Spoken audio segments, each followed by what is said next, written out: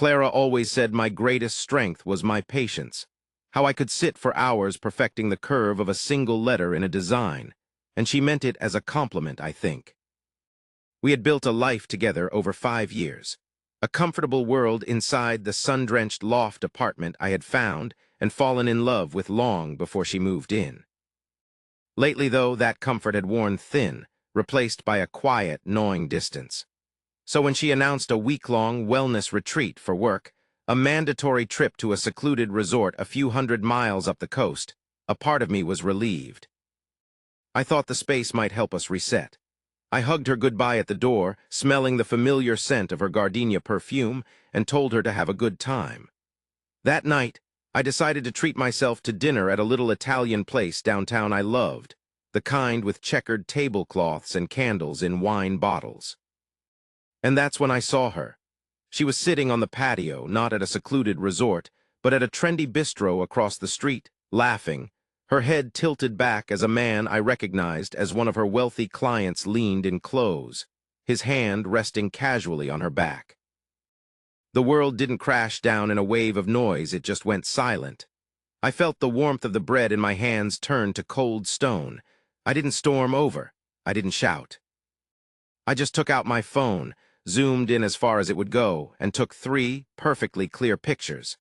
Then I paid my bill and went home to the apartment that suddenly felt like a tomb. The lease was in my name, a simple month-to-month agreement that required a 60-day notice. Clara's name was nowhere on it. The next morning, I called my landlord, Mr. Henderson, a retired carpenter who lived downstairs, and gave my notice. I found a new place that same afternoon, a sterile, modern apartment on the other side of town. For the next 7 weeks, I became an actor in my own life. When Clara came home, glowing and talking about meditation and sunrise yoga, I just nodded. I let her stories of the retreat wash over me, a fantasy I was no longer a part of.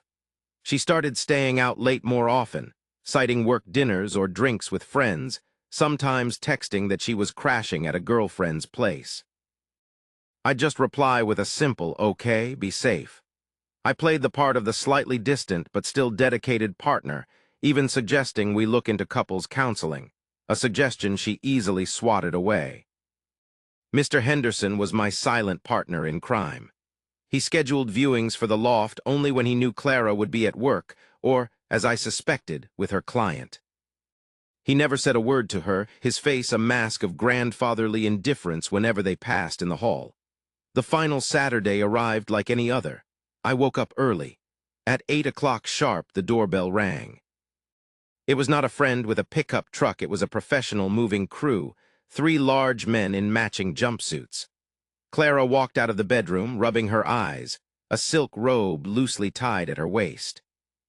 She looked from the men to the empty boxes they were already starting to assemble, and then to me, a confused smile on her face. "What is all this, Leo?" she asked. I didn't say anything.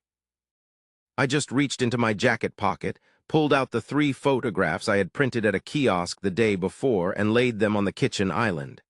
They were 5x7s, glossy and sharp. Her smile vanished. Her face went pale as she stared at the image of her own laughing face, so happy with another man. Just then, Mr. Henderson appeared at the open door, his expression grim. He informed her that my lease was terminated, and since she was not a registered tenant, she was now trespassing. He said the new tenants were moving in on Monday, and she had until midnight to remove her personal property, otherwise it would be considered abandoned and left on the curb. She looked around the apartment in a panic, as if seeing it for the first time. The sofa, the dining table, the bookshelves, the art on the walls, all of it was mine, collected over years. All she owned was her clothes, her books, and the little decorative things that now seemed so small and meaningless. The movers worked with brutal efficiency, leaving her belongings in a growing pile in the center of the living room.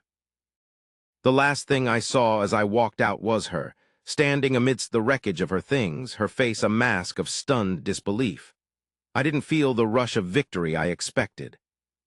Driving to my new, empty apartment, I looked at my own reflection in the rearview mirror, and I didn't fully recognize the man staring back. The patience Clara had once admired had been forged into something else, something colder and harder. I had built a plan from a place of pure logic, executed it without a flicker of emotion, and in doing so, I discovered a part of myself I never knew existed. A man who could watch a world burn and feel nothing but the quiet, chilling satisfaction of a job well done. I had won, but I realized in that sterile new beginning that the person I had truly sought revenge on might have been the naive man I used to be.